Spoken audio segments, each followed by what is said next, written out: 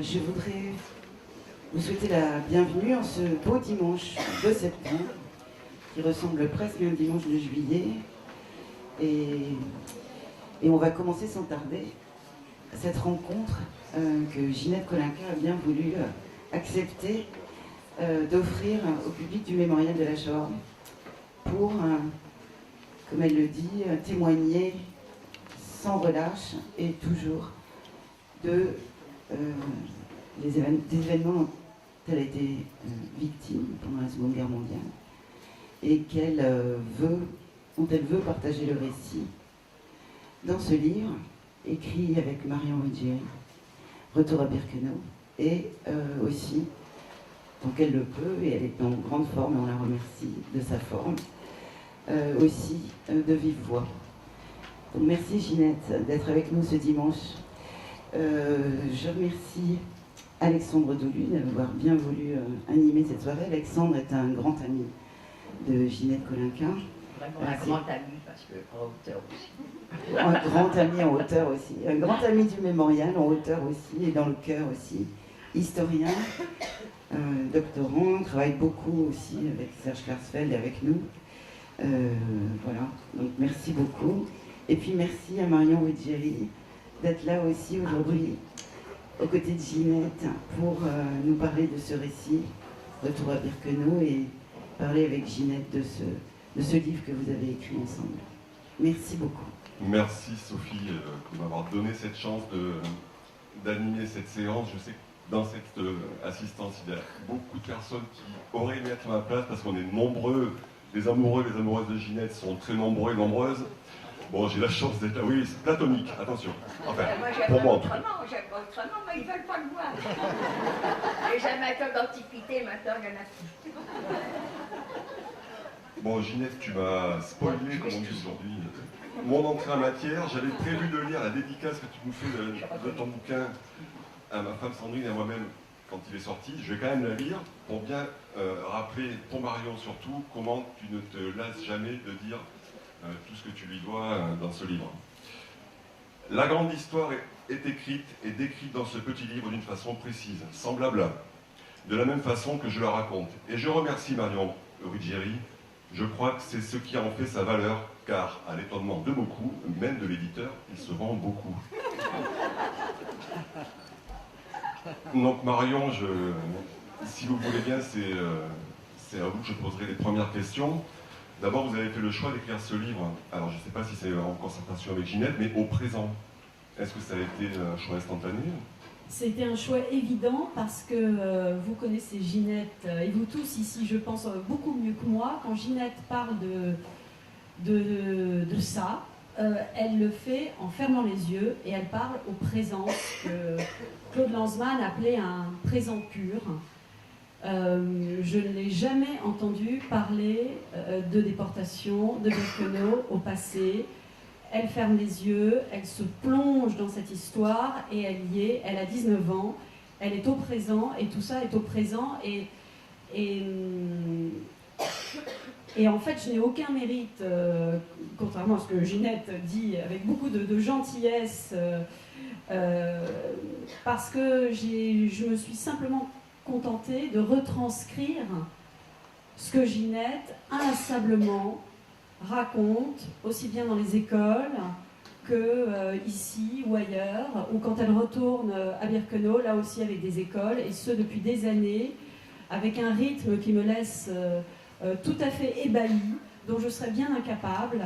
Et voilà, je me suis simplement contentée de retranscrire ce qu'elle dit en fermant les yeux au présent. Ginette n'est pas quelqu'un qui se la raconte, pour parler familièrement.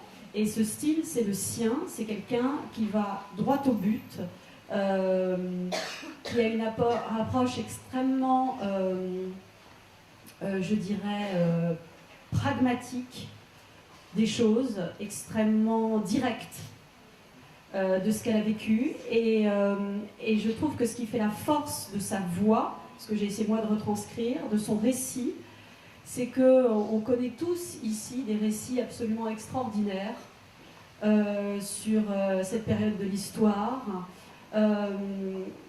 Souvent, il s'agissait de récits médecins, de gens qui transcendaient ce qu'ils avaient vécu à travers une expérience philosophique, littéraire. Et moi, ce que j'ai aimé chez Ginette, c'est que c'était une voix claire, directe, simple, brute. C'était la voix du peuple. Et c'est pas si fréquent d'entendre cette voix-là. Voilà. Et donc, c'est là où je vous dis que tout le mérite lui en revient. Alors, j'ai une autre question. Tu auras la parole très bientôt, Ginette. Oui, après, je retourne dans mon coin. Oui, un autre choix de la manière dont vous avez organisé ce livre. Ça démarre par une scène où Ginette se trouve à Birkenau. Je ne la raconte pas pour ceux et celles qui n'ont pas encore lu. Et vous démarrez en fait véritablement le récit par l'arrivée du convoi à Birkenau. Vous racontez toute sa déportation et vous revenez à la moitié du livre sur son enfance et sa vie d'aujourd'hui, les voyages, etc. Pareil, comment vous avez fait ce choix? Est-ce que ça a été là aussi rapide? Alors oui, parce qu'il y a un autre livre tout à fait formidable sur la famille Kolinka qui a été écrit par Philippe Dana. Et donc je voulais, moi, du coup, me concentrer vraiment sur la déportation, rien que la déportation, avec évidemment les explications, ce que tout le monde se pose, c'est-à-dire l'arrestation, le pourquoi du comment, bien sûr. Pourquoi du comment, ça me paraît excessif, mais en tout cas l'arrestation, la déportation, le quotidien au ras de l'horreur et le retour, et y compris le retour là-bas, parce qu'effectivement, j'ai été très surprise, moi, quand j'ai interviewé pour la première fois pour le journal Elle, Ginette, je ne savais pas qu'elle retournait là-bas régulièrement avec des classes. Et ce qu'elle en racontait là encore, sur ce qu'elle voyait aujourd'hui, moi je suis allée pas avec l'école, mais pour mon métier, je suis allée à Auschwitz et à Birkenau, je l'ai vécu d'une certaine manière. Il n'y a qu'elle qui puisse dire ce qu'elle voit aujourd'hui là-bas, ou plus exactement ce qu'elle n'y voit pas. Et la force de ce qu'elle raconte quand elle retourne là-bas, quand elle dit aux élèves surtout fermez les yeux, parce que ce que vous ne voyez, ça n'est pas ce que j'ai vécu, vous ne voyez rien. Je trouve que la force de ça, d'arriver là-bas et de dire vous ne voyez rien, fermez les yeux, il n'y a qu'elle qui puisse le dire. Et il y a qu'elle qui puisse dire aux gens, je vais la laisser parler évidemment parce qu'elle le dira mieux que moi, mais ceci est un musée, ceci n'est pas ce que j'ai vécu. Et effectivement, il n'y a que Ginette et évidemment les gens, les rescapés, les gens qui sont allés là-bas et qui sont revenus de là-bas, qui peuvent en parler ainsi. Voilà. Alors ça, c'est vrai que c'est pour tous ceux et celles qui connaissent Ginette, que ce soit la famille et ses amis ou les professionnels, les historiens qui l'accompagnent, je crois que tous on a eu le sentiment de retrouver Ginette telle qu'on la connaît, dans son vocabulaire, dans ses expressions. Et là vraiment on sent que vous vous êtes effacé, il y a une volonté de presque pas avoir de style, ça je trouve c'est admirable pour un auteur et vraiment c'est très réussi. Je dis pas ça pour vous passer la brosse à relire. Je me suis ginétisée. J'ai tenté de me ginétiser, croyez-moi c'est pas facile. C'est de l'entraînement. Et alors quand même une dernière question, vous êtes allé chez elle donc, pour l'interviewer. Vos premières impressions en arrivant chez elle, qu'est-ce que vous pensiez trouver? Vous voulez dire à quel point de vue est-ce que c'était le ménage était fait? Non, pas du tout. N'écoutez pas les enfants, n'écoutez pas. Vous la connaissiez déjà et là vous rencontrez Ginette telle qu'elle est avec tout le monde au jour le jour. Quelle a été votre première impression sur le personnage? Une vitalité. Je dirais que le premier mot, c'est la vitalité, une certaine coquetterie. J'ai toujours trouvé Ginette extrêmement élégante, se tenant très droit, dans un canapé, mais dans la vie aussi, quelqu'un de droit, qui affronte, les yeux dans les yeux. Et j'ai toujours été impressionnée effectivement par son élégance à tout point de vue et par sa vitalité incroyable. Et si je peux vous dire une chose, c'est que j'ai été aussi aidée dans ce récit par la famille de Ginette, notamment par sa belle-fille que je salue, que j'embrasse, qui nous a beaucoup aidés. Et donc, quand j'ai envoyé le livre à Ginette, elles l'ont relu ensemble. Et Ginette, après l'avoir lu, a dit c'est bien, c'est vivant. Et franchement, pour un récit sur la déportation, c'est vivant. J'ai trouvé que c'était très Ginette. Voilà. Et je trouve que dans ce récit, il y a sa force, son incroyable vitalité, et je dirais même sa victoire, sa revanche sur tout ça. Et ça m'a... C'est moi qui la remercie parce que ça m'a régénérée, ça m'a rassurée, et ça m'a fait beaucoup de bien de la rencontrer. Et l'accueil qui a été réservé à ce livre et à Ginette, qui marche pas mal, comme vous l'avez évoqué. Voilà, on ne va pas faire un point vente tout de suite. Voilà. Alors, juste, on va revenir à vous, bien sûr. Non, parlons Ginette, et je vous remercie. Ginette, toi, c'est vrai que tu sembles étonnée du succès que tu rencontres avec ce livre. Bah ouais. Oui, pardon, ah ouais. Alors vas-y, développe, parce que nous, on sait que tu tournes tellement, ça doit être de famille, que malgré tout, tu as rencontré beaucoup de monde, des milliers de personnes en France, tu te déplaces énormément, donc, quelque part, c'était pas non plus une surprise que ce livre marche bien, tu es une célébrité. Si, pour moi, c'est une surprise. C'est une surprise parce que je ne pensais pas que tant de personnes puissent, et ça fait plaisir, que s'intéresser à cette période. Là, ça m'épate, parce que je n'y attendais pas.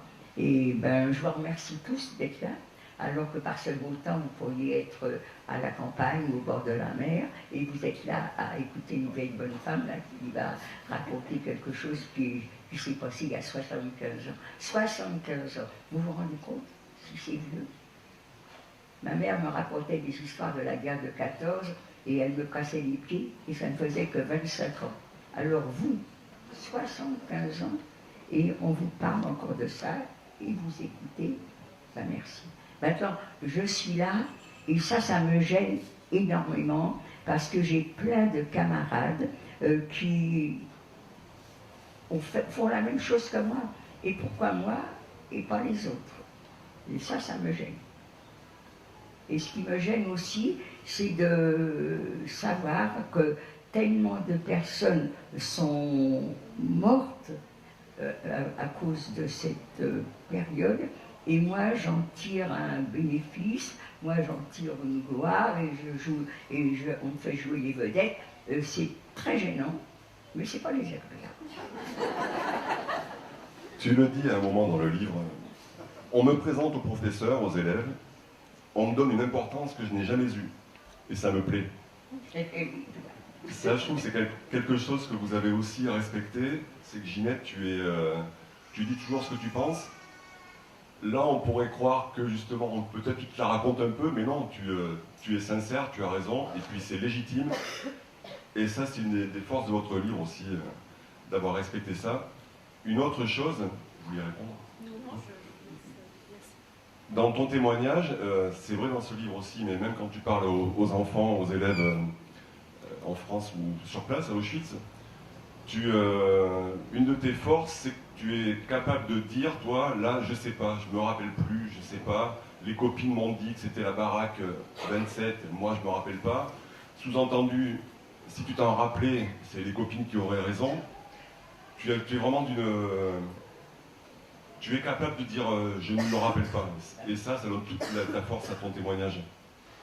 Mais c'est sûr, je ne me rappelle pas de tout. Et je crois que tous les camarades tous les camarades qui sont passés par là, c'est pareil. Il y a des choses qui nous ont frappés et donc on n'oubliera jamais. Et puis par contre, d'autres scènes, on n'y a pas fait attention. Il y a aussi, je ne les ai pas emmenés, vous voyez, justement. J'ai toute une liste de questions à poser aux camarades qui sont rentrés parce qu'il y a des choses que je ne me rappelle plus. Et des choses que je viens de me rappeler il n'y a pas longtemps. Depuis 75 ans, on ne m'avait même pas effleuré l'esprit. Puis maintenant, oui, je me pose des questions. Alors, dans cet ordre d'idées, à un moment, tu dis finalement, j'ai des souvenirs de Birkenau, mais les camarades, les copines ou les autres déportés, je ne les revois pas. J'ai du mal à mettre des visages ou des noms sur les quelques souvenirs que j'ai. ça, c'est quelque chose que j'ai découvert il y a l'année dernière, ou grand maximum l'année d'avant, c'est que tout en couchant pendant des mois et des mois avec les mêmes personnes, eh ben, je suis incapable de leur donner un nom ou de voir un visage. Et j'aurais aimé voir des camarades, s'il y en a s'il y a des déportés dans l'assistance, qu'elles me disent si elles sont comme moi, ou c'est moi qui avais, je ne sais pas. Moi, je ne me rappelle pas. Et Ginette, est-ce que tu peux... alors je vais être obligé de déflorer un peu le début de votre livre, je suis désolé, mais cette scène, elle est quand même terrible.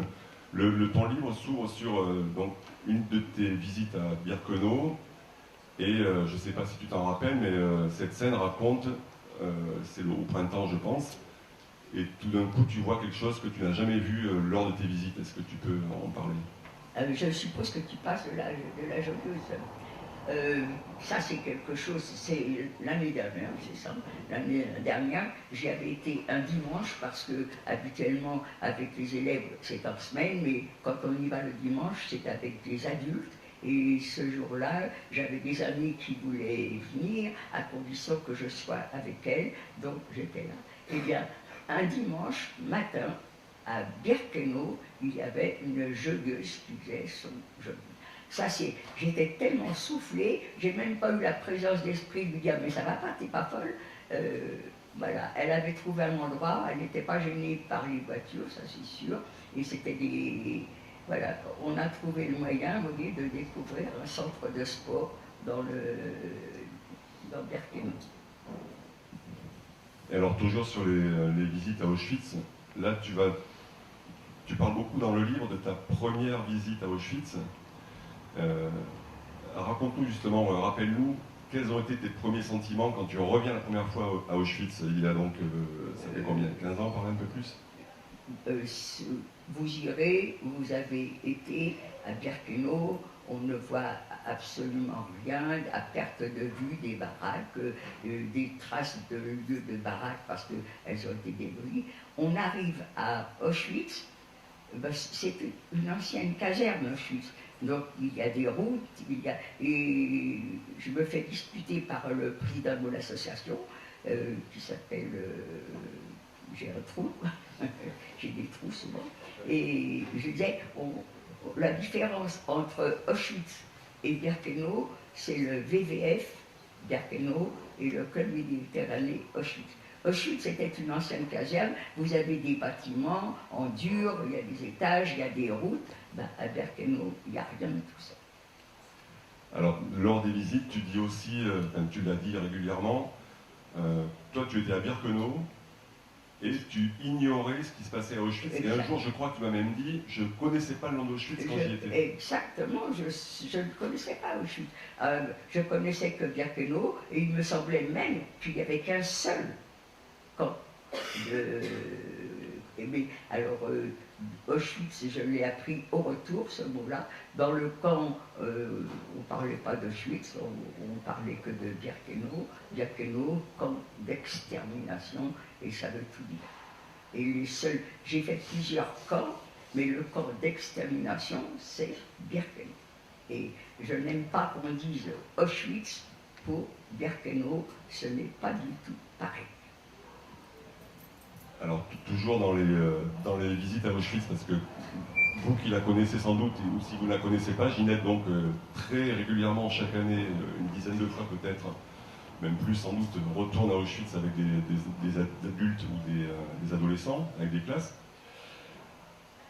Donc, tu as quand même une certaine pratique, mais ton témoignage n'est jamais formaté. C'est vrai que vous avez raison, à chaque fois que tu fermes les yeux, on a l'impression que c'est la première fois que tu racontes, on a l'impression que tu y es. Donc je vais lire un petit passage que tu commenteras, s'il te plaît. Moi-même, je le raconte. Je le vois et je me dis, c'est pas possible d'avoir survécu à ça. Je vois et je sens. Mais vous, qu'est-ce que vous voyez? Lorsque je retourne au camp pour accompagner des classes, je veux toujours montrer cet endroit, elle parle des latrines, aux élèves. Sinon, on passe devant sans s'y arrêter. Ce n'est qu'une salle vide et propre. Pour les guides, ça n'a pas grande importance, je crois. Ils ne réalisent pas. J'aimerais que tu commentes ça, le décalage qu'il y a quelquefois entre toi, ce que tu sais, ce que tu as vécu, et ce que racontent les guides, qu'ils soient polonais ou français. Au début, oui, au début, elles faisaient des erreurs. On leur avait appris ce qu'il fallait dire, elles le répétaient, et quelquefois, en répétant un mot pour un autre, c'est tout à fait différent. Maintenant, il n'y a pas de problème. Elles ont écouté tous les déportés qui venaient, et elles ne font plus de bêtises. Par contre, je me demande comment, quand ces femmes-là vont être à la retraite, leurs successeurs, eh bien, elles auront appris comment elles.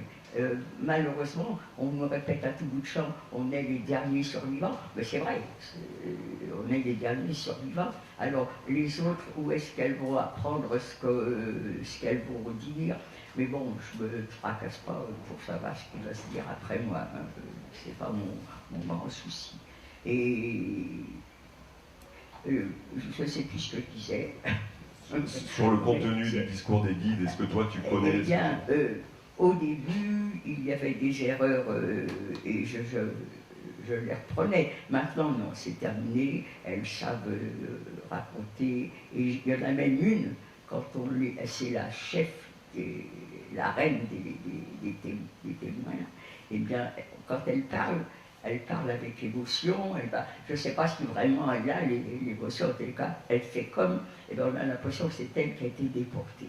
Ça, elle parle très très bien le français. D'ailleurs, il y en a énormément maintenant qui parlent très très bien le français, sur l'accent. Alors que moi, la première fois que je suis venue, je me souviens, il y avait très peu de guides qui parlaient français.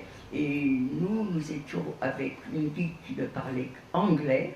Et c'était le professeur qui parlait anglais qui traduisait. Alors, si vous allez un jour à Auschwitz, vous verrez comment il y a quand même beaucoup à parler. Alors, c'était vraiment très très long. Mais je ne sais pas du tout, et il ne faut pas dire que ce soit mon grand souci, comment ça se passera dans 10 ans, dans 15 ans, qu'est-ce qu'ils vont en faire. Moi, je vois à Auschwitz, quand je suis arrivée la première fois, la salle où on voit les cheveux, et bien il y avait des boucles, il y avait des nattes, il y avait du roux, il y avait des blancs, il y avait des couleurs. C'est fini maintenant. C'est que on a l'impression que si on rentre derrière cette vitrine, on met un doigt dessus, tout va partir en poussière. Donc, comment ça va être entretenu, fait, ça je n'en sais rien. On voit les affaires d'enfants, elles sont mitées maintenant, mais que faire? Je vais te lire un autre passage, Ginette, qui m'a frappé, parce que je ne crois pas que tu l'avais raconté, enfin que tu ne le racontes pas à Auschwitz, parce que ça ne se passe pas à Birkenau, c'est pas grave.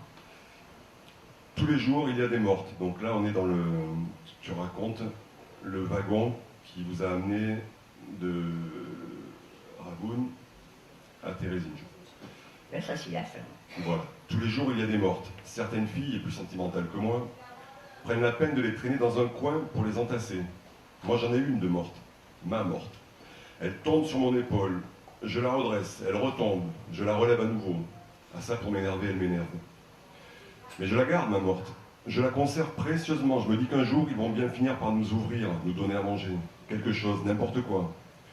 Et alors, je leur dirai, mais non, elle dort, ma copine. Donnez-moi sa part. Voilà où j'en suis. Voilà ce que je suis devenu. Alors ça, je trouve que c'est extrêmement courageux. Alors, d'autres camarades comme toi racontent des fois des choses extrêmement crues comme ça. Mais toi, tu es capable de dire comment tu es passé d'un être humain normal à autre chose. Mais exactement. Je crois que je suis devenue insensible. Je vois la misère autour de moi. Les SDF qui sont là, ça me fait mal au cœur, mais je les vois, je les regarde et je dis, oui, ben moi j'étais comme toi, je couchais par terre, dans la rue, j'avais froid. Mais toi, au moins, on te donne à manger, tu peux te couvrir, tu peux aller boire, tu peux aller faire tes besoins. Nous, non. Quand on allait faire nos besoins, et ça c'est quelque chose qui est... tu n'en as pas parlé, alors que pour moi, quand on va dans le camp de Birkenau et qu'on ne montre pas cette baraque, je trouve qu'on ne voit rien. Comment des hommes ont-ils pu, parce que tout a été préparé à l'avance. Ils nous ont pas arrêtés, puis après, on va faire ci, on va faire ça. Non, avant de nous arrêter, ils avaient prévu tout. Et comment que des hommes, par haine, je répète à tout bout de champ, voilà où mène la haine. Eh bien, comment des hommes ont-ils pu, par haine, avoir l'idée de faire ça? On va faire des besoins à des gens, tous ensemble, dans la même salle. Ça, c'est... J'arrive pas à le comprendre encore maintenant.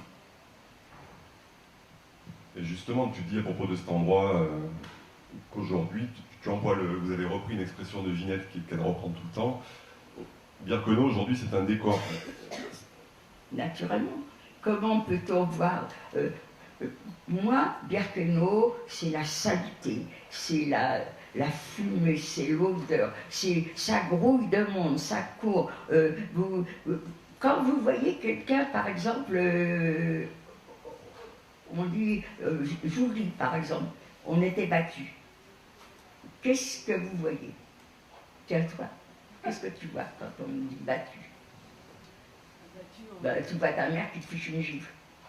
Moi, quand je dis battu, je vois la personne qui est par terre, parce qu'on lui a donné une gifle tellement forte qu'elle est tombée par terre, et je vois la personne, une femme par terre, on continue à la tabasser, on continue à la frapper à coups de bottes, à coups de...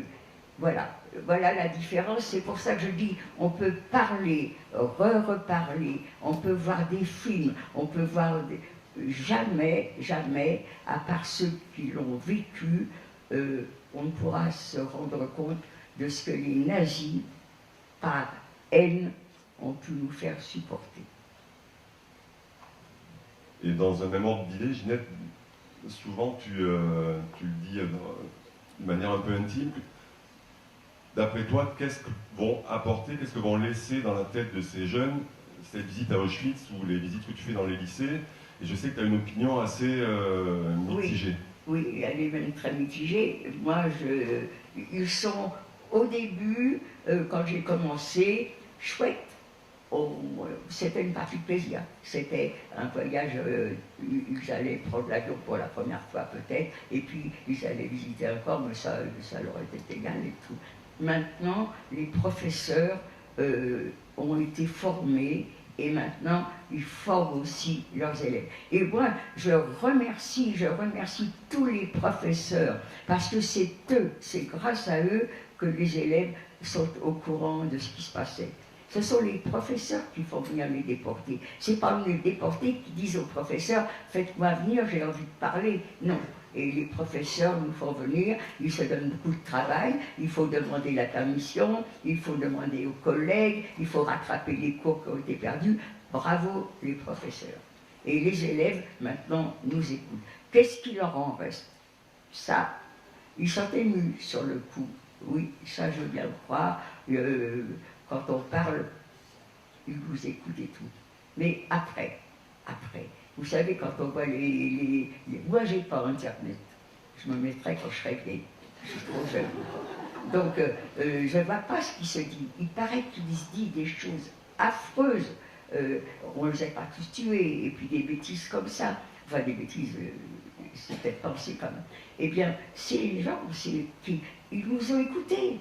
Vous savez, moi, je téléphone depuis 20 ans maintenant. Mais j'ai des camarades qui ont commencé, dès qu'il y a eu des négationnistes qui ont commencé à dire que ça n'existait pas, j'ai des camarades qui ont commencé à parler. Donc, vous avez des gens qui auront une quarantaine, cinquantaine d'années. Eh bien, c'est ces gens-là qui nous ont écoutés et tout, et puis maintenant, ben, ils sont peut-être en train de défiler ou de dire sur Internet, parce que sur le moment, on est ému et tout, et puis après, on rencontre des adultes qui savent vous convaincre du contraire, et voilà. Seulement, je dis toujours attention, attention, j'espère que la haine envers les uns, envers les autres, arrivera un jour à disparaître et qu'on arrivera à s'accepter. Musulmans, juifs, bouddhistes, noirs, jaunes, on n'est que des êtres humains. À part moi qui suis parfaite, je crois que les autres, personne n'est parfait. Mon fils aussi est parfait, ma belle-fille aussi quand même. Alors justement, et ma nièce aussi. Et ma camarade aussi. Puisqu'ils sont là, je vais avoir une petite question, parce que dans ton livre, à un moment, tu dis, vous dites, là tu parles de ton retour. Oh ben toi, je sais pas. Tu parles du retour et tu expliques que dans ta famille avec tes sœurs, finalement, tu n'en as pas beaucoup parlé, elles ont compris qu'elles ne devaient pas trop te questionner. Donc tu dis, moi je n'ai jamais rien dit, pas même à mon mari. Je n'ai jamais dit à mon fils ou à l'un de mes petits-enfants, mange, si tu avais été où j'ai été. Alors j'aimerais avoir confirmation pour... Ben oui. C'est pas à toi de répondre. Si, mais je le menace. Alors bravo. Ben t'auras mon héritage. Parce que... Acheter ses livres. Parce que nous-mêmes, entre nous, les copains qui l'accompagnons à Auschwitz, où chaque fois qu'on va au resto, qu'il y en a un qui finit pas l'assiette, ça finit toujours par si Ginette était là, tu la finirais ton assiette. Donc toi, apparemment, tu t'es jamais servi de cet argument. Ah non. Non. Ça ne m'empêche pas de penser, mais ça jamais je ne l'ai dit à personne. Alors il y a aussi autre chose qui est vraiment magnifiquement raconté, et que tu racontes toujours dans tes témoignages, c'est le choc du retour et comment tu présentes ton retour à ta mère. Il y a un portrait de ta mère qui est court mais qui est magnifique. Est-ce que tu peux revenir là-dessus? Oui, bien naturellement. Ça, c'est un très très grand remords que j'ai parce que naturellement, j'arrive, c'est ma mère qui m'ouvre la porte, on est dans les bras l'une de l'autre, et pour m'amener au canapé qui était là dans le fond de la pièce, entre la porte et le canapé, bien que maman me dit, demain matin, on doit me donner des nouvelles de papa et de Gilbert. Des nouvelles de papa et Gilbert? Mais t'en auras jamais, maman. On les a gazés, on les a assassinés, on a brûlé leur corps. Personne ne peut donner des nouvelles de papa et Gilbert. Et ma mère a appris comme ça, brutalement, sans ménagement, que son mari et son fils, eh ben, elle n'y reverra plus. C'est un grand remords pour moi, et ça a été, ce remords, je ne l'ai jamais eu quand j'étais jeune fille, quand je me suis mariée. Le remords, je l'ai eu quand j'ai eu mon fils dans les bras pour la première fois. Et si on ne veut pas le remords, il faut être parfait. Je vous l'ai dit, je ne suis pas tellement parfaite. J'ai menti quand j'ai vu que parfait. Ouais, mais ce qui est quand même surprenant avec toi, c'est justement ce remords qui pourrait être quelque chose d'intime, que tu enfouis et tu le racontes toujours dans tes voyages. Oui, parce que ça me reste toujours dans la tête, il n'y a pas de problème. Vous savez, je ne vis pas avec la déportation. Hein. Vous voyez, je blague peut-être un peu trop, mais c'est mon caractère, j'ai pas envie de pleurer. Peut-être que si je pleurais en parlant, vous seriez tous contents, enfin je sais pas, mais vous auriez tous la larme à l'œil. C'est pas mon truc, moi. Je sais pas raconter une histoire, je sais pas jouer un rôle. J'aime blaguer, j'aime rire, et bien voilà, je ris et je blague, c'est tout. Mais ce souvenir reste quand même tout le temps là, parce que ma pauvre maman a encaissé le choc sans jamais se plaindre, sans jamais me dire, tu sais, j'ai vécu 8 ans avec elle avant qu'elle ne décède. Jamais, jamais, elle ne m'a dit, tu sais, ça m'a fait un drôle de choc quand tu m'as annoncé que papa et Gilbert avaient été assassinés. Elle a encaissé le coup. C'est moi, je vous dis, c'est moi qui ai eu le remords après. Alors, il y a d'autres questions que te posent les gosses sur place, et il y en a une que tu n'es pas la seule à raconter dans les témoignages de déportés, c'est la question qu'on vous pose finalement le plus dans les classes, c'est est-ce que vous avez croisé Adolf Hitler à Auschwitz? Oui, oui. Eh bien, écoutez, je ne sais pas s'il est venu à Auschwitz, Adolf Hitler, mais moi, je ne l'ai jamais rencontré. Alors, pour revenir à la question la plus fréquente, blague à part, c'est comment vous avez survécu? Alors, avant que tu répondes, il y a un passage qui peut-être tend à l'expliquer, mais tu vas nous le dire. C'est juste après, vous me racontez une scène où tu as une copine qui se fait tabasser devant toi, qui s'appelle Aimée, je crois. 4 ans. Aimée 4 ans. Ok. Pour rappeler ce son. Et en conclusion, tu dis « Je décide de me faire la plus petite possible, de ne jamais me révolter, de tout accepter ». Alors, est-ce que rétrospectivement, d'après toi, ça a pu concourir à ta survie ou il n'y a pas moyen d'expliquer la survie? Non, il n'y a pas de moyen. Il n'y a pas de moyen. On me parle de qualité, courage, volonté. Moi, je ne suis pas du tout d'accord parce que quand on est réduit, comme on nous avait réduit, pour avoir du courage, il faut avoir de la volonté. Et non. Moi, j'étais devenue rien du tout. J'étais plus rien. Et je crois que c'était, vous savez, je crois que c'était ça le but. On n'est plus des êtres humains. Et ça, c'est tout de suite, en arrivant, la nudité, les cheveux qu'on vous rase, les poils qu'on vous rase, vous êtes déjà plus vous. On était toutes pareilles, des rousses, des blondes, des brunes, des cheveux raides, des cheveux frisés, plus rien. On est tous des crânes rasés. Je me mens là encore parce que pourquoi dans notre transport on n'a pas tout été rasé. Mais on nous enlève les vêtements, c'était vraiment, tout était fait pour nous déshumaniser, et ça c'est très, très, très, très rapide. Alors dans le livre, il y a un autre détail de ces visites que tu fais à Auschwitz avec les jeunes, que vous avez très bien saisi. Souvent, quand on arrive devant une vitrine dans laquelle il y a des pyjamas rayés de déportés, là tu t'indignes et raconte-nous pourquoi. J'attends même pas d'être à Auschwitz, quand je pose la question aux élèves, comment voyez-vous les déportés? Tous, à part quelques-uns qui ont lu le livre, me disent des vêtements rayés. Ça me fait bondir. Non, les juifs, parce que les hommes, je crois, j'ai vu qu'il y a un camarade qui est déporté, Armand, je ne sais pas si lui avait des vêtements rayés. Les hommes avaient peut-être des vêtements rayés, ça je ne sais, je crois que oui, mais nous les femmes, on n'avait pas de vêtements rayés. C'était trop beau pour les juifs.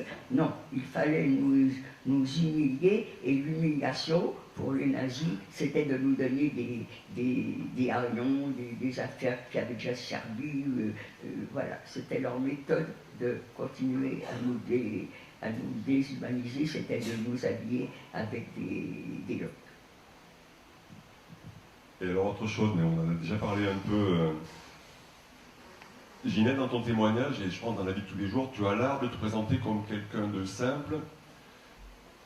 Et justement, dans le bouquin, ça revient plusieurs fois. Tu dis par exemple, là tu parles de la vie quand tu es revenu et que la vie a repris son cours avec tes sœurs. On est heureux. J'ai eu cette chance de revenir et de reprendre vite une vie normale et d'être heureuse.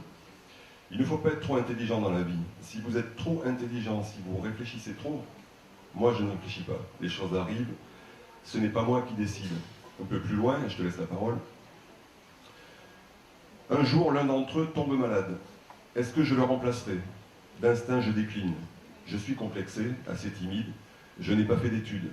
J'ai 2 bacs dans la cuisine.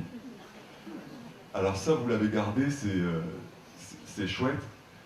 Mais pour nous qui te connaissons, quand je dis nous, c'est toutes les personnes qui l'accompagnent à Auschwitz ou qui l'accompagnent ici au mémorial, qui assistent à son témoignage. Ginette, au contraire, toi, ton témoignage, c'est un témoignage d'intelligence rare. Tu as compris ce qu'il fallait raconter. Je te serre pas les pompes. Oui, parce que tu couches chez moi, c'est pour ça. Puis je coucherais sur le palier s'il avait dit de C'est juste. Ensemble, on a même couché une fois ensemble. Mais elle s'en souvient pas, ce qui est très désobligeant. Ah si. Oui. tu te défends d'être intelligent, tu te présentes comme une femme simple, mais non, ton témoignage, il est justement d'une intelligence rare. Tu as compris ce qu'il fallait raconter, ce qu'il était important pour un gosse de 18 ans, de 17 ans de retenir dans une existence d'une jeune fille qui a justement une existence très insouciante avant la guerre et qui se retrouve projetée dans un univers indescriptible. Donc, je crois qu'au contraire, ton témoignage est particulièrement intelligent. Tu sais ce qu'il faut leur donner, tu sais ce qu'il est important pour eux de retenir. Et justement, tu racontes à plusieurs reprises dans le bouquin, tu mènes une existence avant la guerre insouciante, donc je l'ai dit, tu fais du sport, la vie continue malgré tout. Quand le train arrive, là tout bascule, qu'est-ce qui se passe dans la tête d'une jeune fille qui a grandi à l'abri relativement jusqu'alors? Je crois que je ne peux pas te répondre. Je ne m'en souviens pas du tout. Il nous tombe tellement de choses d'un seul coup, en si peu de temps, je ne crois pas que je réfléchissais. Je ne crois pas. Je ne crois pas. Je me suis retrouvée à être nue sans avoir réfléchi à quoi que ce soit. Ou alors j'ai oublié, peut-être, ça se peut. En tous les cas, je ne crois pas avoir réfléchi à quoi que ce soit. Peut-être simplement se dire, ben maintenant, parce que quand on nous a arrêtés, normalement, c'était pour aller dans un camp de travail. Donc quand on arrive, on croit qu'on va aller dans un camp de travail. Et le camp de travail, ça ne me faisait pas peur. J'ai 19 ans, je suis costaud, je me voyais travailler en usine. Pour moi, c'était ça, des travaux durs. L'usine ou les champs. Mais en même temps, c'est des travaux que des gens font toute leur vie, ils n'en meurent pas, donc je n'avais pas peur.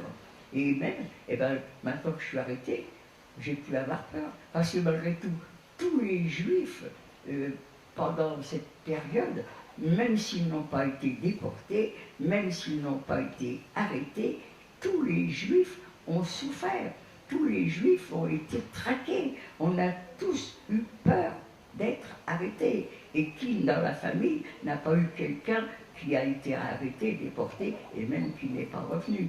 Donc, moi, ça y est, on m'a arrêté, et j'ai plus à avoir peur, j'ai été arrêté. Je crois qu'en fin de compte, ça a été ça, ma première idée. Mais pourquoi? Parce que j'allais dans un camp de travail et que ça ne me faisait pas peur.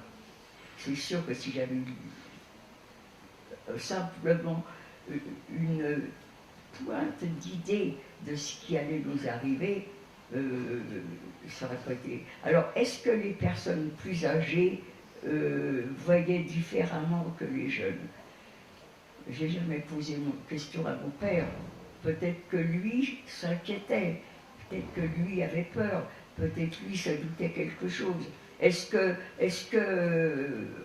quand les déportations ont eu lieu, des gens savaient qu'il y avait des camps d'internement, des camps d'extermination?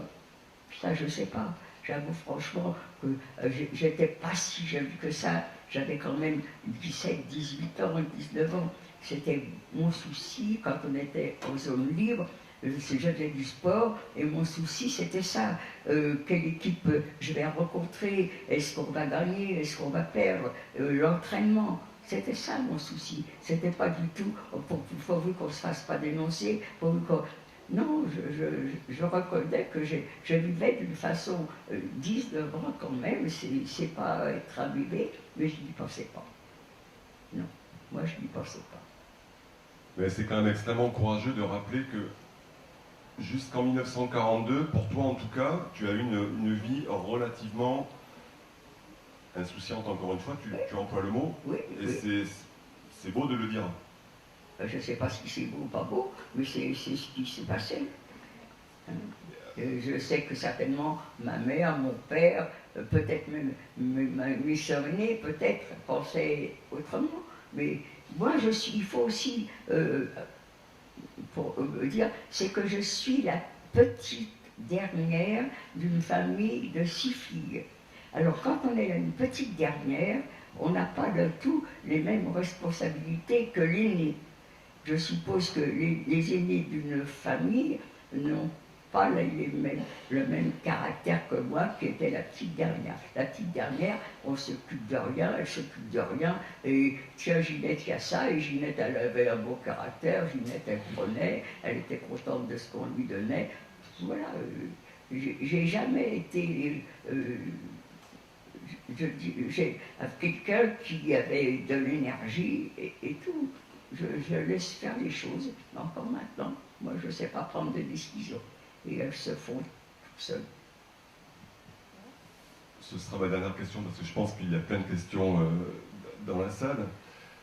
Tu parles aussi de ta sœur, Léa, justement, qui, elle, apparemment se souciait de vous faire passer en zone libre, ou faisait passer des inconnus en zone libre, donc elle devait être particulièrement au fait de ce qui se préparait contre les Juifs. Est-ce que tu peux nous reparler de ta sœur? Je peux parler de ma sœur, mais je ne sais pas du tout ce qu'elle pensait ou ce qu'elle ne pensait pas. L'aînée dans une famille, c'est elle qui remplace la mère.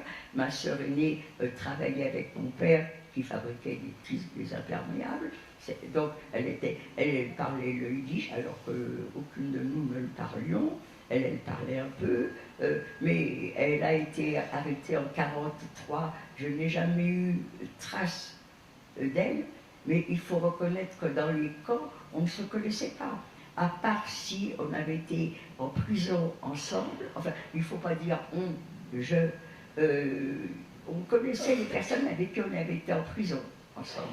Mais dans les camps, à part quelques-uns qui se connaissaient peut-être, qui ont fait connaissance, moi je sais que j'ai couché, je ne sais pas si je l'ai déjà dit tout à l'heure, en tous les cas, je sais que j'ai couché pendant des mois avec les mêmes personnes, sans me rappeler qui elles étaient, sans savoir leur nom et tout. Et je crois que dans le camp, on ne se connaissait pas non plus.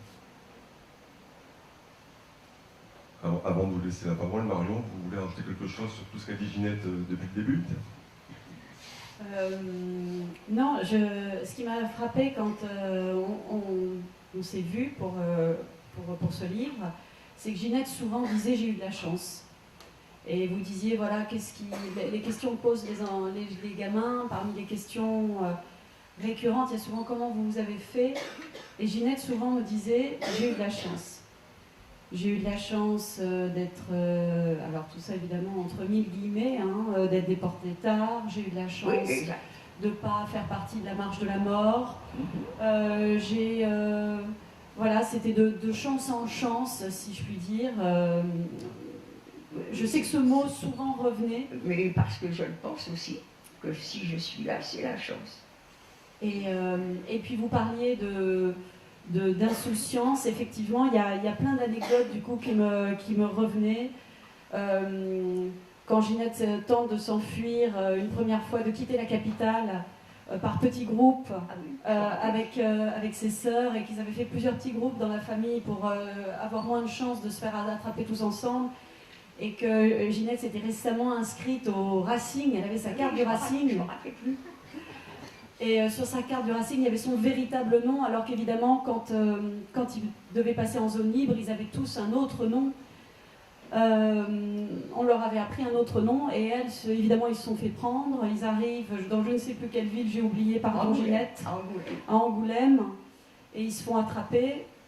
Et elle fait la queue, elle est avec ses deux sœurs, et elles savent par cœur leur nom, prénom, etc. Et Ginette dit à ses sœurs, j'ai encore ma carte du Racing. Elle n'a pas pu s'empêcher, comme une gamine trop fière d'être inscrite au Racing, de prendre sa carte du Racing, où il y avait son vrai nom. Et du coup, ce qu'elle fait, c'est qu'elle la mange. Voilà. Elle la mange et elle la fait passer. Elle mange sa carte du Racing et elle la fait passer avec un petit coup de gnôle qui traînait par là. Et souvent, il y a des anecdotes comme ça qui vraiment m'ont marqué, parce qu'on est entre l'insouciance, l'inconscience. Je me souviens aussi quand elle est à Drancy, me semble-t-il, et qu'on leur dit « vous pouvez écrire à votre famille ». Et qu'un instant, pour vous dire, l'insouciance, l'inconscience que jamais je ne me permettrais d'analyser. Ginette, la première, n'étant pas férue de psychanalyse, et souvent les déportés que j'ai été amenée à rencontrer, à croiser, que j'ai eu la chance d'interviewer étaient les mêmes. Elle songeait à faire une lettre à sa maman pour lui demander de l'huile solaire, Ginette, je ne me trompe pas. C'était à Marseille, on était en prison au Beaumet à Marseille, et ils nous ont Oui, dit, pardon, c'était pas écrivez, Nancy. c'est pas grave, écrivez à vos familles si vous avez besoin de quelque chose. Alors je commence à écrire, et c'est vrai, je demandais de l'ambre solaire, parce qu'on était au mois d'avril, et que j'aurais peut-être besoin pour pas attraper le coup de soleil, je demandais un maillot de bain, je demandais des bigoudis aussi. Il faut se faire belle, hein, j'avais des chouettes. Déjà coquette. Et puis, heureusement, j'ai réalisé que si j'écrivais, il y aurait leur adresse, donc je n'ai jamais envoyé la lettre. Mais c'est vrai que je demandais tout ça. Et même dans ma camarade Marceline, malheureusement, aurait pu être là et aurait dit la même chose. Dans le train qui nous amenait de Marseille à Paris, on venait à Paris, il fallait être belle. Dans les toilettes, il y avait des papiers de soie. Je m'étais fait des papillotes pour avoir les cheveux un peu frisés. On ne s'en rendait pas compte. Voilà, et donc voilà, c'était. Et pour revenir sur un dernier point, vous disiez qu'elle savait parler aux jeunes, et ça c'est vrai, et ça c'est pas donné à tout le monde. Moi-même, qui suis un peu plus jeune, j'ai du mal, en tout cas mon fils. Et dans son récit, j'ai été toujours frappée par les choses très concrètes, très pratiques, très intimes. En fait, j'ai eu le sentiment, et je ne la connais pas assez bien pour le dire, mais que Ginette avait beaucoup de pudeur. Et on ne met pas tous notre pudeur au même endroit. Et Ginette raconte des choses du corps que moi, et je suis loin d'avoir lu tous les récits de déportés, que j'ai rarement lus dans les récits que j'ai été amenée à lire. Des choses du corps, quand elle racontait, vous évoquiez tout à l'heure par exemple les latrines. La première fois qu'elle m'en a parlé, c'est vrai que c'était pour moi une vision de l'enfer, véritablement. Et je n'avais jamais lu, en tout cas, ça dit comme ça. Voilà, ce qu'elle a vu ce premier jour-là, elle parlait de déshumanisation quand ils arrivent, quand ils sont sélectionnés, séparés, mis nus, rasés, tatoués, douchés, et qu'ils arrivent dans cette immense salle de l'enfer avec des gens qui font leurs besoins à perte de vue. Je renvoie à la lecture du livre et à ce que Ginette a pu en dire. Elle a une manière de parler de tout ça, de parler du peu qu'ils avaient à manger, de comment ça leur était donné, de l'ordre dans la queue, de toutes ces choses qu'on se dit. Si je double, je me prends une rouste. Si je suis la dernière, j'aurai plus rien. Si j'ai une grande bouche, peut-être que je pourrais aspirer plus de soupe. Les croutons qui sont... Enfin, les croutons, je m'emballe. Le peu de densité qui est au fond, qui est gardé par la capo, qui se garde bien de touiller. Tous ces détails, ces menus détails du quotidien, je pense que ça parle beaucoup, justement, à des jeunes, même des très jeunes, à des enfants, quand Ginette va dans les écoles. Et ça, à quel point c'est important, parce qu'effectivement, elle l'a évoqué tout à l'heure pudiquement, en disant, en gros, après nous, qui pour raconter, qui pour dire, qui est une vraie question. Il restera les témoignages écrits, il restera peut-être des témoignages oraux, peut-être que des gens vont faire comme à Verdun, c'est-à-dire enregistrer les voix des déportés qu'on pourra peut-être écouter en allant là-bas, en allant dans les camps. Voilà, mais c'est vrai qu'elle a cette manière donc déjà d'aller dans les écoles, et ces menus détails, une fois de plus au ras de l'horreur, marquent beaucoup. Et je pense c'est le manger, aller faire ses besoins, se laver, tout ça, voilà, ça parle à un enfant parce que c'est son quotidien, et c'est toute cette chaîne-là de déshumanisation qui fait qu'effectivement, comme disait Ginette, à la fin, dans ce fameux train de la mort, elle est avec sa morte, et elle-même est intérieurement comme morte. Quand vous parlez de se laver, justement, je réalise maintenant qu'à Birkenau, je ne me suis jamais lavée. Je ne me suis jamais lavée. La première fois que j'y suis retournée, il y avait une baraque où il y avait un grand lavabo qui traversait la baraque, avec un tuyau, et puis il y avait quelques petits... des robinets si on veut, Et jamais je n'avais connu cette salle-là. Je n'ai jamais été. Alors, s'il y avait des camarades de déportation dans la salle, j'aimerais bien qu'elles me disent à quel rythme on nous emmenait à la désinfection. Parce que c'était, on y allait, alors une fois tous les 3 mois, une fois tous les 2 mois, je ne m'en souviens pas, mais on y allait de temps en temps. Et c'est là qu'on nous passait avec un espèce de grand pinceau ou des chiffons, ce que je ne me rappelle plus, un produit. Ce produit devait, c'est un liquide, ça devait un peu nous laver. Mais comme on n'avait pas de serviette pour s'essuyer, ben, on devait avoir la crasse qui restait collée à nous.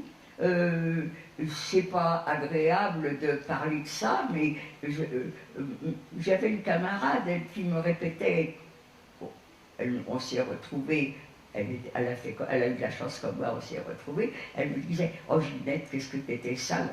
Alors, ça me vexait, mais pas tellement, parce que c'est vrai qu'on était sale, mais non seulement j'étais sale, mais je devais être crasseuse, je devais être dégoûtante, alors que dans ma tête, je ne vois pas les gens sales, je ne vois pas les gens crasseux, mais certainement qu'on était toutes crasseuses, donc à Birkenau, on ne se lavait pas. À Birkenau, je n'avais pas de culotte. À Birkenau, on avait la courante. Je ne sais pas si vous voyez le tableau. On devait être dégoûtant. Les nazis, les soldats nous traitaient sales cochonnes de juives, mais c'était dans le sens propre du mot. C'était pas parce qu'ils nous en voulaient, parce qu'on était juifs, c'était parce que vraiment, je crois, j'étais sale, j'étais crasseuse, je ne me lavais pas. Il n'y avait pas de savon, de l'eau, je ne sais pas celle qui se lavait comment. Alors si j'ai une camarade à qui j'avais dit, vous avez vu, vous cette salle, elle me dit, ah oui, oui, nous on y allait, mais on se levait la nuit. Ah, mais moi la nuit je dormais. Moi la nuit j'avais peur, on n'avait pas le droit de sortir des baraques. Donc je restais dans ma koya, dans mon coin. Et d'ailleurs, j'ai eu les pieds blessé pendant très longtemps, j'ai très souffert, parce que justement, un jour, je vais vous raconter une histoire très agréable, hein. Comme digestion, c'est bien. J'ai la courante, comme toujours, et je suis dans la koya. Dans la koya, on était 6, on était 3 dans le fond, 3 devant, j'ai la courante, qu'est-ce que je peux faire? Si je me laisse aller, j'ai les voisines qui vont être sales, la personne qui est en dessous, parce que les paillasses, il n'y avait plus de paille, c'était juste l'enveloppe. Donc c'était des planches qui étaient mal soudées, qui lui servaient de couche. Donc celles qui sont en dessous vont recevoir ce que moi je vais laisser aller. Je me suis levée et malgré ma peur, j'ai été dehors pour me soulager. Et dehors, je vois arriver une qui fait sa ronde. J'ai peur, puisque j'ai pas le droit de sortir. Je me suis jetée sur le côté, il y avait un petit fossé, mais je n'avais pas vu qu'il y avait des filles de fer barbelées. Et puis j'ai eu toutes les jambes abîmées. Mais comme il n'y avait pas d'hygiène, comme on ne savait pas, eh ben ces plaies sont infectées. Et j'ai ramené ça encore, même quand j'étais libérée, j'avais encore les plaies qui pelaient. Je ne sais pas pourquoi d'ailleurs, mais pendant des années, ces plaies continuaient à s'éplucher, vous voyez. Ta copine Yvette Lévy, notre grande dame, raconte elle aussi qu'à Birkenau, elle ne s'est pas lavée une seule fois. Donc je pense que c'est le commun de... Oui, moi je pense. Mais donc on devait toutes être crasseuses, et dans ma tête, je ne vois pas les gens crasseux. Donc je suppose que, comme on était habitué à voir que des gens sales, on ne le remarquait plus. Je vais bientôt vous laisser la parole. Une dernière question. Ginette, quand je t'ai connue, en 2005, il y a une question que je n'ai pas osé te poser tout de suite. Du marqué. Comme tous les gars et les filles de mon âge, Kolenka, c'est un nom mythique. Donc j'ai fini par poser la question. Maintenant, c'est à ton fils que je voudrais demander si ça lui arrive qu'on lui demande Kolinka, mais vous n'êtes pas le fils de Ginette Kolinka? Oui, mais en revanche, on me dit « Ah, mais Kolinka, ça me rappelle quelque chose. » Bon, ben merci à toutes les deux. Je Merci, vous en prie, Alexandre. s'il y a des questions...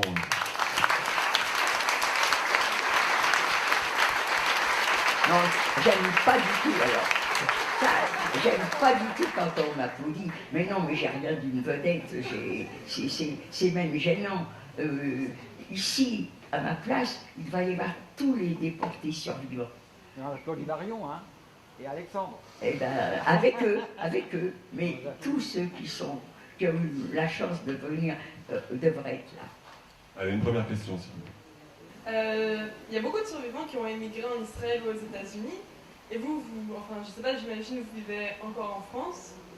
Ça vous dérange pas et tout? Enfin, je me disais, la France, ils ont quand même collaboré. Mais vous vivez ici et vous en avez pas voulu à la France, non? Oh non, pas du tout. J'en veux à personne qui nous ont dénoncés. Alors là, si je pouvais les connaître, je ne suis pas violente. Je n'irais pas leur rentrer dans le chou. Je leur demanderais pourquoi. Et la même chose que je demande aux antisémites, pourquoi. Qu'on me donne une réponse et j'accepte toutes les réponses. On a le droit. On a le droit d'aimer, on a le droit de ne pas aimer, mais qu'on donne la raison. Mais non, mais je n'ai pas à en vouloir à tous ceux qui partent ou ceux qui ne partent pas. Chacun fait ce qu'il veut. J'en veux pas à ceux qui croient, j'en veux pas à ceux qui ne croient pas. J'estime qu'on fait ce qu'on a envie de faire, et moi je ne suis pas tellement bien pour dire aux gens, il faut faire ci, il faut faire ça. Il n'y a qu'aux enfants que je leur dis, il ne faut pas détester le voisin parce qu'il n'est pas comme vous. Bonjour. J'ai pas lu le bouquin, donc peut-être c'est pas très bien. Moi j'aurais voulu savoir comment ça s'est passé au moment de la libération. Comment vous avez été libéré finalement? Est-ce que vous étiez à Auschwitz? Est-ce que vous étiez à Birkenau? Est-ce que c'est la même chose? Peut-être, je ne sais même pas. Est-ce qu'on vous a prévenu? Comment ça s'est passé? Vous étiez dans quel état? Comment vous êtes parti? Ah, c'est pas une question, ça, hein, c'est plusieurs. En gros, dans l'idée, quoi, la semaine qui a, à ce moment-là, ce qui s'est passé à ce moment-là. Quand on a été libéré, je venais d'un voyage qui avait duré 8, 10, 12, je ne me souviens pas du tout, un voyage terrible. On était dans les wagons, sans nourriture, sans boisson. C'est là que je parlais de la mort qui me tombait sur le dos. Donc, comment qu'on est arrivé dans ce camp, je ne m'en souviens pas du tout. Par contre, on arrive dans ce camp, personne ne nous frappe, personne ne nous injurie, même on nous regarde. Chose que jamais les nazis nous regardaient. Pour les nazis, on n'était rien, on ne représentait pas des êtres humains. Ils savaient nous cogner, nous frapper, nous tatouer, mais nous regarder, on n'était rien pour eux. Et là, des gens sont là, nous accueillent, et j'apprends que le camp, c'était Theresienstadt, était libéré par les Russes. Ça s'arrête là, parce que je me croyais simplement fatiguée par le voyage, et en fin de compte, j'avais le typhus. Alors ça, je l'ai appris que j'étais dans le camp. Et quand je suis dans le camp, étant donné que je m'étonne de la gentillesse de ceux qui nous accueillent, c'est là que j'apprends que le camp de Theresienstadt avait été libéré par les Russes. Donc quand nous sommes arrivés, on était avec des gens qui étaient libres. Alors avec des si, naturellement, on peut toujours voir, si le camp n'avait pas été libéré par les Russes. Quelles étaient les intentions des nazis pour nous avoir trimballés dans des trains pendant si longtemps? Ça leur a pas coûté cher en nourriture, ils nous ont pas nourris. Hein. Mais n'empêche que ça a ralenti leur fuite. On ne saura jamais. En tous les cas, j'apprends que je suis libre, mais malheureusement, j'ai le typhus. Le typhus, c'est une fièvre qui est très très forte. On est comme dans un état comateux. Et j'avoue franchement que, à part l'arrivée à la Theresienstadt, je ne me rappelle de rien. Je sais que les camps ont été libérés début mai. Mais moi, j'ai été rapatriée qu'au mois de juin parce que pendant un mois, j'ai été soignée par les Russes, par les Tchèques, je n'en sais rien. En tous les cas, je suis là, ça veut dire qu'on m'a pas mal soignée. Hein. Mais en fin de compte, alors j'ai demandé aux camarades qui n'étaient pas malades, est-ce que vous, quand vous avez appris qu'on était libérés, vous avez fait comme les Parisiens? Moi, j'aurais voulu connaître ça. On voit aux actualités les Parisiens qui sont libérés, tout le monde s'embrasse, tout le monde danse, tout le monde chante. Eh bien, j'ai des camarades qui ont été libérés à Theresienstadt. Personne ne chantait, personne ne dansait, parce que on a perdu des camarades, on a perdu des amis, et elles n'avaient pas envie de chanter ni de danser.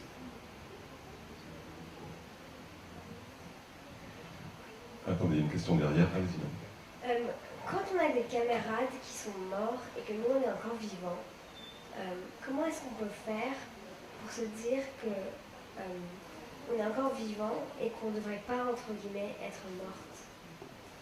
Oh, attendez, j'ai pas tellement bien compris votre question, parce que mes oreilles sont très fatiguées. J'ai beau être appareillée, il y a des choses que j'entends pas. Alors si ça vous ennuie pas, c'est... Ou toi, répétez la question. Quand tu vois tomber tes copines, tes camarades autour de toi, comment toi tu vis le fait de toi continuer à vivre? Ah bah tant mieux, c'est pas moi. On envoyait trop de morts. Peut-être, non, même pas, je crois que ça aurait été. Je me demande même, celles qui étaient avec leur mère, avec leur sœur, au début, peut-être qu'elles ont partagé leur ration. Je ne suis pas sûre qu'après, peut-être avoir envie au contraire de piquer la ration de sa mère ou de sa fille. Ça, j'en suis pas tellement sûre. Je ne crois pas qu'une mère donnait la ration à sa fille et une fille donnait sa ration à sa mère. On était trop affamés, je ne crois pas. Je ne crois pas parce que j'avoue franchement, j'ai interrogé une camarade qui a été avec sa mère, alors elle dit, moi je disais à un moment que je n'aimais pas la soupe. Mon œil, elle l'a dit au début quand elle était le premier jour, mais après, qu'on aime ou qu'on n'aime pas, je vous garantis que la soupe, on la mangeait. Une question suivante. Bonjour Madame Colinca. Ah merci, mais je regarde là. Ah mais Bonjour Madame Colinca. Bonjour. En fait c'est un peu complémentaire, on a plein de questions à vous poser, on pourrait rester je pense des jours. J'aimerais vous voir dans votre... Avec plaisir. Mais c'était surtout pour comprendre, bon, il y a le départ de Gilbert et papa dans le car, et là vous savez même pas pourquoi ils partent, et en fait vous leur avez même dit... C'est moi qui les ai dit. C'est même moi qui... Ça c'est un remords. Alors, et à partir de là, et à partir de quel moment on se transforme, parce que vous parliez de déshumanisation, vous parliez que vous étiez rien, mais il y a forcément quelque chose qui vous rattache, et à partir de quel moment on passe de l'homme, avec un grand H, avec cette volonté de devenir un warrior quelque part, une guerrière, parce que pour passer cette épreuve, il faut avoir quelque chose qui vous rattache et une envie de vivre. Et vous parliez aussi, c'est pas une question, mais vous parliez aussi, je ne me rappelle de plus personne dans... Est-ce que c'était pas une volonté de ne pas les connaître justement pour ne pas avoir cette affection, cet affectif, cette sensibilité de les connaître et voilà, qu'est-ce qui vous rattachait, qu'est-ce qui vous donnait envie? Alors, beaucoup de survivants disent, bah, on survivait justement pour pouvoir parler, pour pouvoir témoigner, mais ça peut être leur façon d'en parler, on ne peut pas vous reprocher ça, mais il y a autre chose, c'est pas possible. Qu'est-ce qui vous a fait? Est-ce que vous viviez jour après jour comme un animal, ou est-ce qu'il y avait quelque chose vous pensiez à quelque chose de positif pour pouvoir sortir de là? Parce qu'on ne vit pas comme ça, on ne vit pas au quotidien comme ça. Ben écoutez, tout ça, ce sont des bonnes questions, mais je vous ai dit, il ne faut pas être intelligent. Et je crois que c'est ça. Comme je n'étais pas intelligente, eh ben, je ne cherchais pas plus loin que le bout de mon nez, je subissais tout ce qui se passait sans donner un nom, et encore maintenant je fais ça. Quand je fais des choses, je le fais sans donner le pourquoi des choses, c'est comme ça. Et je peux vous garantir que personnellement, Moi, je n'ai jamais réfléchi à tout ce que vous venez de dire.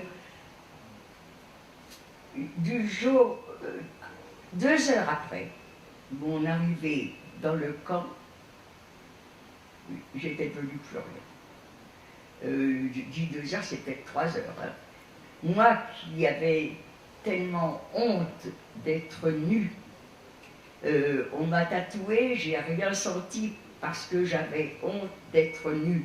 On m'a rasé, ça m'était égal, j'étais nue et ça c'était pire que tout.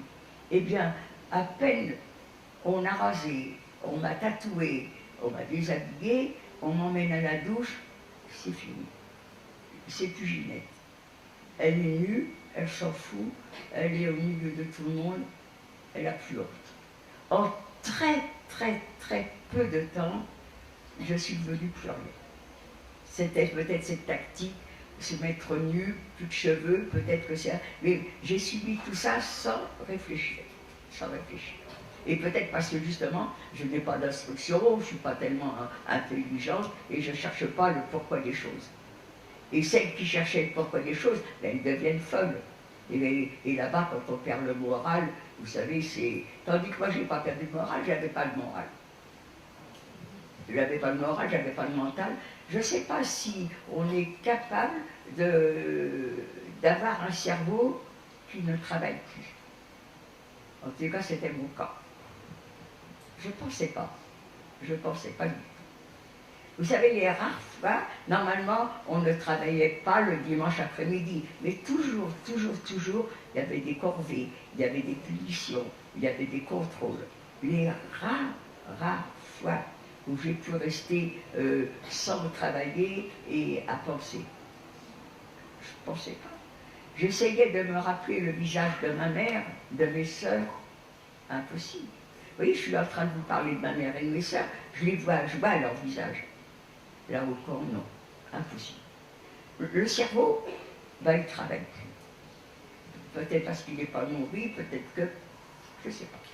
Je ne sais pas. Moi, j'aimerais bien, s'il y avait un déporté parmi vous, là, qui me dise si lui c'était comme ça, ou si elle c'était comme ça.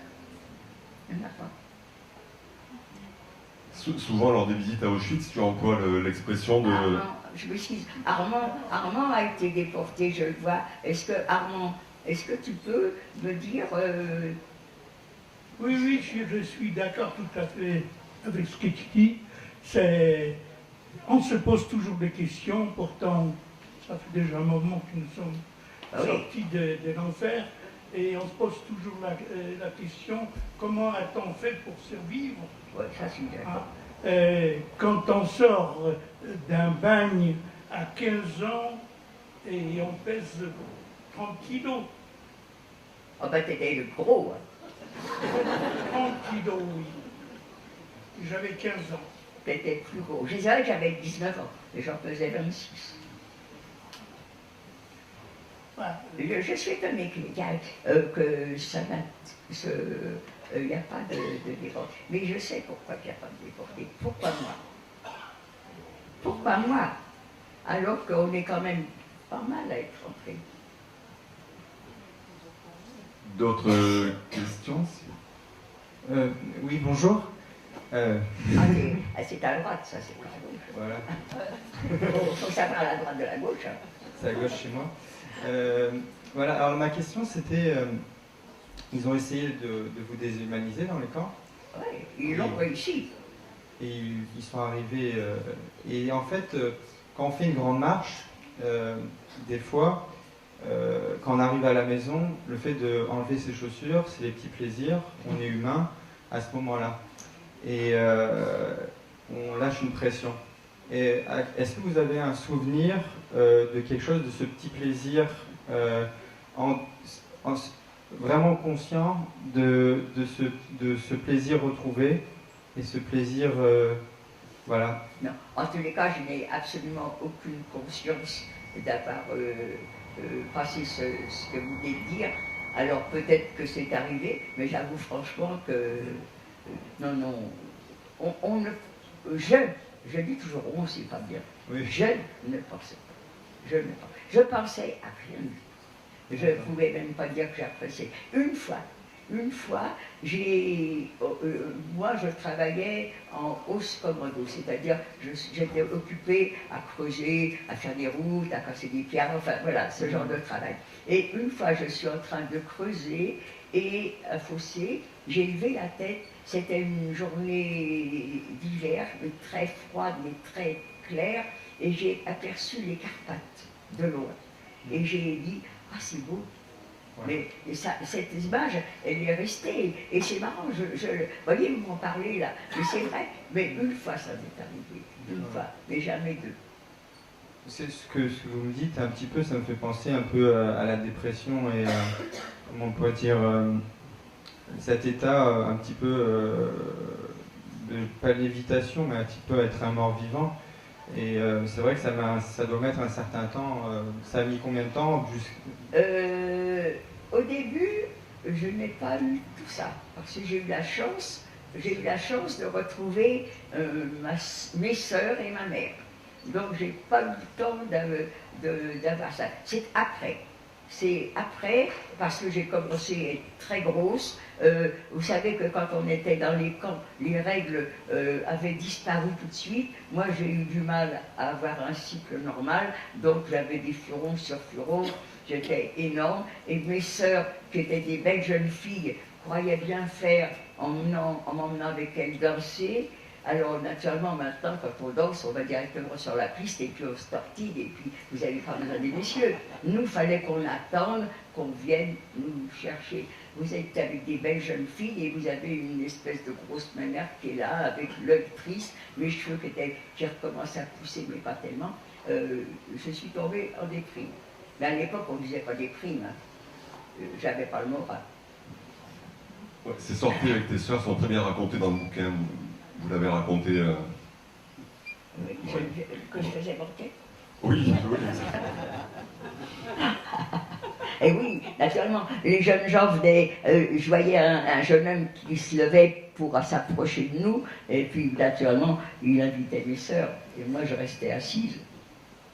Alors que maintenant, tu as trop de succès. Ah oui, ça c'est... Allez-y. Oui, moi je voulais savoir, vous dites que... Je suis là, bonjour. Vous dites que vous ne vous rappelez pas de vos camarades avec qui vous dormiez dans le camp. Est-ce que ça veut dire que vous n'aviez aucun lien social? Parce que vous parlez pourtant de Marceline. Est-ce que vous avez eu l'occasion quand même de rencontrer des gens, de parler, ou est-ce que vous étiez complètement zombie? Je ne sais pas.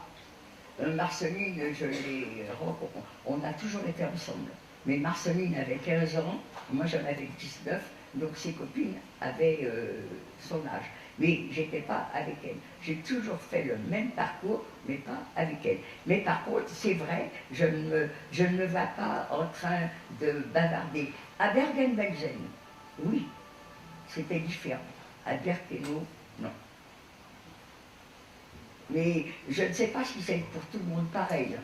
Peut-être que c'était moi, peut-être que c'était le fait de me sentir responsable, d'avoir... Alors voilà, je joue les psys. Hein. J'ai envoyé mon père et mon frère à la chambre à gaz. Mon neveu, qui a 14 ans, je crois qu'il est parti aussi à la chambre à gaz. Alors c'est peut-être ça qui faisait que j'ai fait là-bas, je ne sais pas. En tous les cas, je ne me vais pas en train de bavarder avec personne. J'étais très sauvage. En plus, le caractère timide et donc, je ne me suis pas fait de copine à Birkenau.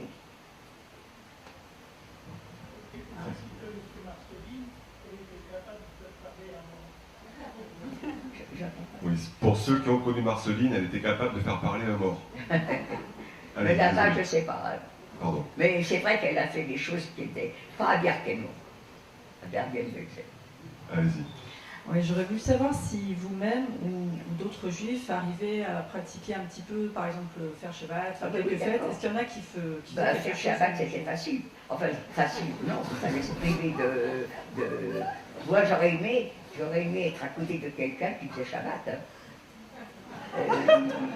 J'aurais pris sa soupe avec plaisir. Non, moi j'ai jamais vu ça, Mais même en temps normal, bon, chacun fait ce qu'il veut. Hein. Non, mais pour savoir s'il y a d'autres Oui, juifs qui mais arrivent il y en à a, pratiquer. il paraîtrait qu'il y en avait qui le faisaient. Et bien j'espère qu'elles sont rentrées. Elles méritent hein, d'être rentrées. Mais toi, tu l'as vu ou pas? Ah non, moi j'ai rien vu. Non, moi j'ai jamais vu ça, j'ai jamais vu une personne qui laissait sa soupe. Elles sont folles.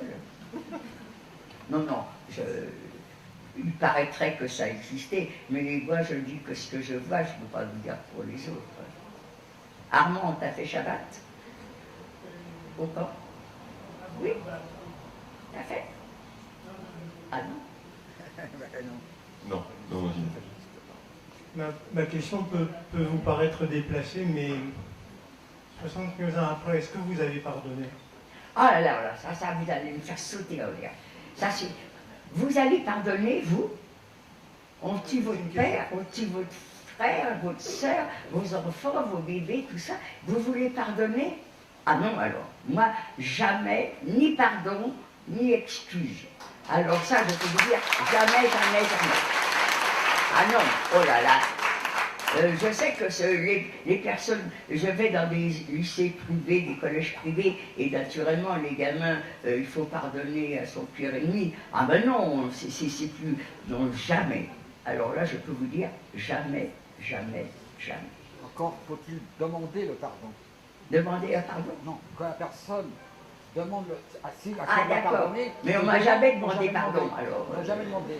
Alors pardonne. Non, non. Ça, jamais, jamais, jamais. Jamais. Allez-y, madame. Et même si on me le demande, hein, je le donnerai. Bonjour, pas madame. facile. Bonjour, madame. Eh bien, moi, je vous remercie de dire ça parce que moi, j'en suis au même point que vous, n'ayant pas du tout vécu la même chose. Et tout le monde parle de pardon. Moi, je suis d'accord avec vous. Il n'y a pas de pardon. Non, on ne peut pas demander, on ne peut pas excuser ceux qui accordent leur pardon, c'est parce qu'ils n'ont pas connu ce que l'on a connu. Vous savez, quand vous voyez des... Moi, je vois des bébés dans les poussettes, je vois des enfants dans les poussettes, je les admire, et puis d'un seul coup, je me dis, dire que des êtres humains ont pu... Vous savez, il y a une photo à Auschwitz où on voit deux trains qui sont arrivés. Il y en a un qui a déjà été vidé, et on voit les soldats devant les voitures prêts à ouvrir les portes. Et on voit 3 soldats qui ont vidé ce train qui était vide maintenant. Et vous les voyez souriants, détendus. Et je dis aux personnes, vous voyez ces soldats-là, qu'est-ce que vous croyez? Est-ce qu'ils se disent, oh là là, on a encore fait une sale action, encore, on a fait... Mais non, pas du tout. Qu'est-ce qu'on fait ce soir? Chez qui on va faire la bringue? Parce qu'ils étaient là, en famille, ils tuaient dans la journée et le soir ils retrouvaient leurs enfants de l'âge de ceux qu'ils ont envoyés. Ah non, on ne peut pas pardonner ça, ça c'est pas possible. Ah non. Pas plus à ceux-là qu'à ceux qui nous ont dénoncés. Mais ceux qu'on a dénoncés, on ne sait pas tous. Ceux qui nous ont dénoncés. Allez-y, allez-y. Bonjour madame, je suis très heureuse de faire votre connaissance, de vous rencontrer. Ah bah vous pouvez. Voilà. Je voulais savoir, j'ai une question, quand vous êtes arrivé dans les camps, donc à Birkenau, on vous a expliqué comment ça se passait au niveau des chambres à gaz, il y a des gens qui vous ont dit ce qui se passait. Est-ce que vous y avez cru tout de suite? Ben, naturellement, non. D'abord, on ne nous a pas dit ce qui se passait. On nous disait, quand on demandait, alors, quand est-ce qu'on va voir d'autres familles qui sont montées sur les camions? Parce que ces nazis ont toujours trouvé le moyen de nous mentir pour pas qu'il y ait de révolte. Alors, on vous dit, montez sur les camions, vous ne serez pas fatigués parce qu'il y a un chemin pour rentrer dans le camp. Ils sont montés sur les camions, et gentiment, tranquillement, et en pensant descendre dans le camp. Et nous, quand on est arrivé, on est parti à pied, parce qu'il y avait la sélection. La sélection, c'était le tri. Toi, tu vas à pied, toi, tu vas en camion. Parce que pour eux, nous, on ne savait pas. Mais je ne sais pas pour les hommes. Pour les femmes, c'était 15-45 ans. En dessous de 15 ans, tu ne peux pas travailler. Au-dessus de 45 ans, tu ne peux pas travailler. Ils estiment que tu es trop vieille. Donc, ils se fiaient qu'aux apparences. Donc, il y en a qui étaient un peu plus jeunes et il y en a qui étaient un peu plus vieilles. Mais c'était ça la moyenne. Eux, ce qu'ils voulaient, c'était tuer tous les juifs, mais par contre, ils en avaient besoin pour améliorer le sort, le camp, installer le camp et tout. Donc, quand on rentrait dans le camp, c'était parce qu'on était capable de travailler, mais une fois dans le camp, à un moment donné, on n'est plus capable de travailler, parce que cette ration qui était tellement petite, eh bien, on maigrissait. Donc, nous, quand on est arrivé, il y a la sélection, on est rentré dans le camp, on croit qu'on est sauvé. On a échappé à la sélection. Ah oui, mais on a échappé à la sélection, mais il y en aura d'autres après. Chaque fois qu'un convoi était annoncé, il fallait les loger. Alors, comment qu'on va les loger? Eux, ceux qui vont arriver en pleine forme. Ils sont costauds. Alors que nous, déjà, on perd nos forces. Donc, quand il y a une sélection, alors, il y avait un nom qui était donné aux personnes qui étaient très maigres. Alors ça prête un peu à confusion, parce que naturellement, pourquoi qu'on a donné ce nom-là? Qu'est-ce que ça veut dire? D'où vient ce nom? En tous les cas, les personnes qui étaient très maigres, ça veut dire quand elles étaient habillées, ça ne se voyait pas, mais les affaires étaient plus ou moins à notre taille, mais quand on était nus, quand il y avait une sélection, on était nus. Et les personnes qui étaient très maigres, c'est les personnes qui étaient squelettiques, qui n'avaient que la peau sur les os. Donc, eh bien, il y avait un surnom qu'on leur donnait à ces personnes, on les appelait les musulmans. Donc, quand on était habillés, on ne voyait pas, mais quand on était nus, on disait, oh là là, celle-ci c'est une musulmane. On ne dit pas, elle est musulmane, ça veut dire, c'est pas que sa religion, les religions, on était tous juifs, mais elle est musulmane, ça veut dire, elle est maigre, et quand elle est maigre, c'était la porte aux sélections. C'était les premières qui partaient en sélection. Et puis après, naturellement, il n'y en avait pas assez de squelettiques. Alors, c'était des personnes qui avaient des bouts. Ils voulaient des gens qui puissent travailler. Donc, t'es trop maigre, tu ne peux pas travailler. Tu as des boutons. Alors, les maigres, ça se voit tout de suite. Les autres, ils nous faisaient tourner comme ça. Ah, elle a des boutons. Ben, quand on a des boutons, on se gratte. Quand on se gratte, on ne travaille pas. Et puis la nuit, on se gratte. Donc, on ne dort pas bien. Donc, elle est fatiguée le lendemain. Et puis, si elle se gratte, elle a peut-être la gale. Elle va le passer à ses copines. Donc, allez, sélection. Et puis, il n'y a pas encore de gens avec assez de boutons. Il y a des plaies. Oh là là, elle a une vilaine plaie. Elle doit souffrir. Si elle souffre, elle ne peut pas travailler. Allez, sélection. Et puis, quand il n'y a pas tout ça, eh bien, simplement, vous avez un visage qui ne leur revient pas. Il fallait qu'ils tuent les Juifs pour que les autres qui allaient arriver prennent leur place. Et ceux qui allaient arriver, naturellement, c'était des gens qui étaient costauds. Si elles n'étaient pas costauds, elles étaient tout de suite, elles ne rentraient même pas dans le camp. Il y avait des gens. Alors, au départ, quand nous on est arrivés au mois d'avril 1944, les déportés, les trains s'arrêtaient à un endroit qu'on appelle la Judenraum. Et puis, en mai 1944, des commandos comme le mien, un commando c'était un groupe de travail, on a installé les rails qui ont permis au train d'arriver directement aux chambres à gaz. Donc la sélection à la Judenraum n'existait plus, elle existait à l'intérieur du camp. Alors il n'y avait plus question de camion là, hein.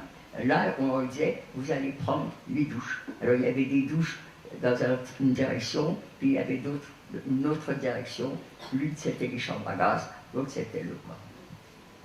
Une toute dernière question, désolé. Bonsoir. Je voulais vous demander ce qui vous motive pour aller dans les classes et si ça a un lien, par exemple, ce qui m'interroge, c'est le fait qu'il y ait eu depuis d'autres génocides, comme au Rwanda ou au Cambodge. Et est-ce que vous, par rapport à ça, vous pensez quelque chose voilà. Ben, ce que je pense, c'est que l'être humain est mauvais et il ne cherche qu'à se faire s'entretuer. Je vous ai dit que je n'étais pas intelligente. Je ne suis pas à écouter tous ces trucs-là. Moi, ce que je sais, c'est que je voudrais, et ça c'est un rêve, qu'on vive tous ensemble quelle importance que tu sois noir, que tu sois juif, que tu sois musulman, acceptons-nous, voilà mon rêve. Mais ça, je sais bien que c'est un rêve, hélas. Alors la question de tout ce que j'entends dans les autres pays, c'est sûr que ça fait mal au cœur, mais moi, ça s'arrête là. Je vous dis franchement, je suis égoïste, très très très égoïste, et c'est ce qui se passe ici et passe qui ailleurs. Ça me fait de la peine et puis ça s'arrête là. Et ça nous fait de la peine, mais qu'est-ce qu'on fait? Oui, toute dernière. Je voulais savoir, est-ce que vous avez entendu parler dans les camps, quand on a 17, 18, 19 ans, on est jeune, belle, et est-ce qu'on peut, même dans cette violence, dans cet enfer, est-ce que vous avez entendu parler d'histoires d'amour? Les hommes étaient dans leur camp et les femmes dans leur camp. À Drancy, il y a eu des histoires d'amour. Dans les camps, je ne vois pas trop comment ils pouvaient faire. Mais dire que ça n'a pas existé, il y a une histoire qui est très très connue, c'est l'histoire de Mala. Mala était une juive qui avait des qualités extraordinaires, qui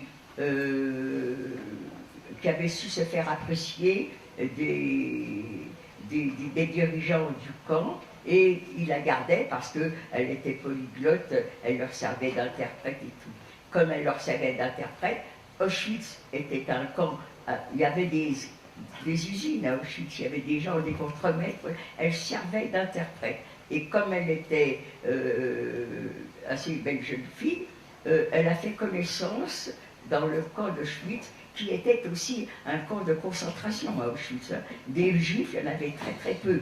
C'était beaucoup de résistants polonais, des soldats russes, tout ça. Elle a fait la connaissance d'un résistant polonais. Ils ont réussi à se sauver, et tous les deux, mais malgré tout, ils ont été reconnus, rattrapés, et il y a eu une grande cérémonie pour la faire pendre devant nous. Lui, le jeune homme, on n'a jamais su ce qu'il était devenu, certainement qu'ils l'ont tué, mais elle, il voulait la tuer devant nous, et au dernier moment, elle a... Alors, il paraîtrait que... c'est marrant, parce que des gens comme ça ont écouté. Il paraît que quand on pend quelqu'un et que ça rate, eh bien, on ne recommence pas deux fois. Eh bien, les nazis n'ont pas recommencé deux fois. Ils ont dû la tuer différemment, la pauvre, elle a dû le sortir passer, mais elle a été, on devait la pendre devant nous, et au dernier moment, quelqu'un lui avait filé une lame de rasoir, elle s'est ouvert les veines, et puis elle a giflé celui qu'elle allait prendre. Mais vous pensez bien qu'elle a dû être... mais elle n'a pas été pendue. Mais des histoires d'amour, peut-être qu'il y en a eu. Pourquoi pas? Et d'ailleurs, je vais vous dire franchement, et je sais que le président de mon association n'aime pas quand je parle, même entre femmes. Moi, je ne savais pas ce que c'était.